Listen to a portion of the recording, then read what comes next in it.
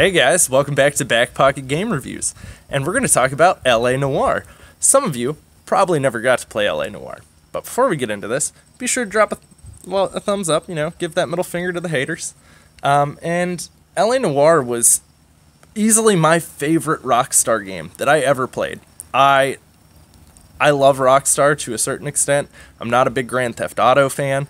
There's certain games by them I just don't typically play, but LA Noire was very unique, and it was very original for a Rockstar game, because it's kind of like Grand Theft Auto, but add in some like RPG elements where you're going to be interrogating and questioning and interacting with different people to kind of get to the bottom of this mystery.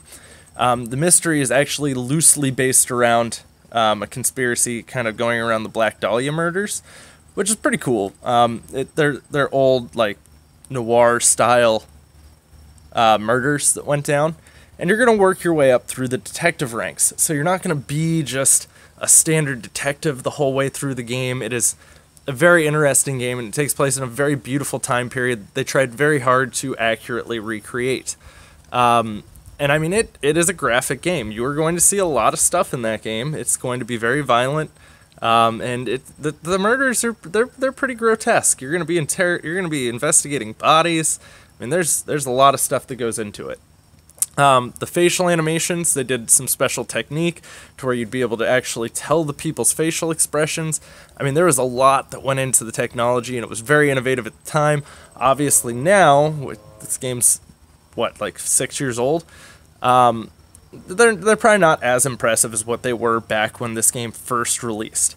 Now, the reason why we're talking about this is because it's re-releasing for the Xbox One and for the PS4 and for the Nintendo Switch, which absolutely made my day because I will be picking this up in a heartbeat for the Nintendo Switch. The cartridge copy for the Nintendo Switch will be $10 more than the copies for the Xbox One and the PS4. The reason why is because the cartridge costs more to make, but that cartridge allows the Switch to access it all much quicker than what it would if it were stored onto like a disc. That's part of the reason, because a lot of people are like, oh, why didn't they use Blu-rays? Blu-rays actually don't read that fast. They don't have a very snappy speed. That's kind of why all your games run directly off of your hard drive on your Xbox One or your PlayStation 4. They're not actually running from the disc. That's why all of them require you to have a certain amount of storage space to be able to do it. So the cartridges run much faster. It's like an SD card. SD card is light years faster than what a Blu-ray is at actually rendering data, because it's able to be used as internal storage, and it's able to run at a very similar speed, which it's like an SD card. It's like a souped up SD card is essentially what the Switch cartridges are, which is pretty cool.